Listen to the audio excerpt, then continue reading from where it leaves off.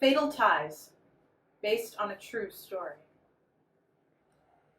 After the sanitarium saw fit to release me, I treaded the streets of Paris with nothing but the clothes on my back and a bag containing all my possessions. My name is Emenislav, or so I've been told. I have been instructed that I should come to this particular household, where they have offered me work for me as a maid. On the stairs of the mansion, I glance upward at the ironclad windows, and the roof very much resembling a steeple. Unseasonably cool breezes cause the willow branches to sway. I spot the day's newspaper headline near the gate. Bloodthirsty murderess dies in prison.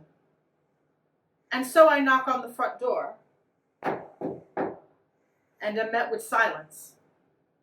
Again, and this time the door opens on its own.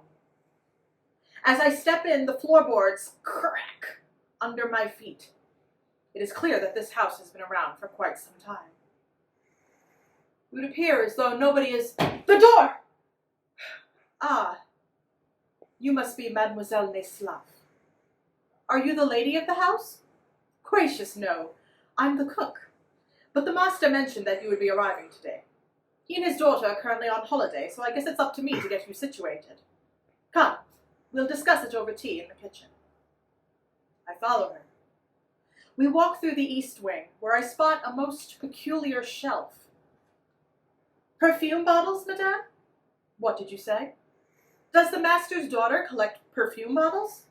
Certainly not. The master himself collects them. Fragrances from all over the world, each of them a bitter memory. The scent from the perfume gathers in my nostrils as we enter the kitchen, and it is eerily familiar. Why should fragrance make for bad memories, I ask. The cook pours tea.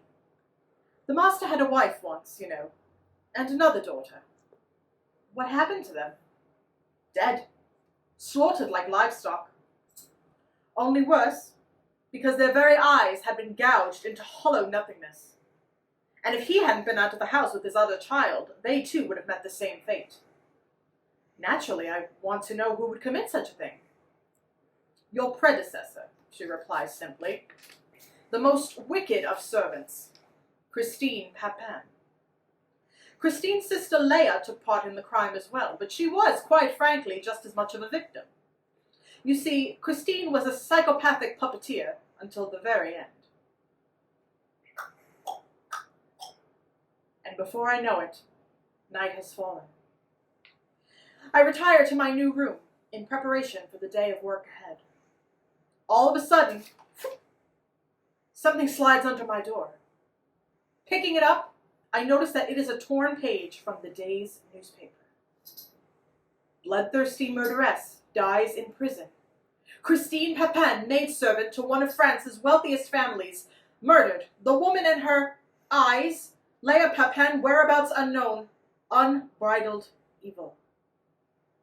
I black out.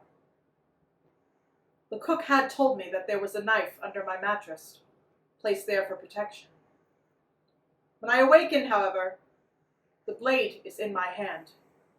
I run to the mirror in the washroom, desperate to splash some cold water on my face, but no such mercy awaits. I stare blankly at my blood-stained pinafore. A great darkness envelops me, as if I'm being morbidly embraced, and a voice slides past my ear. That's a good sister. Welcome home, Leah.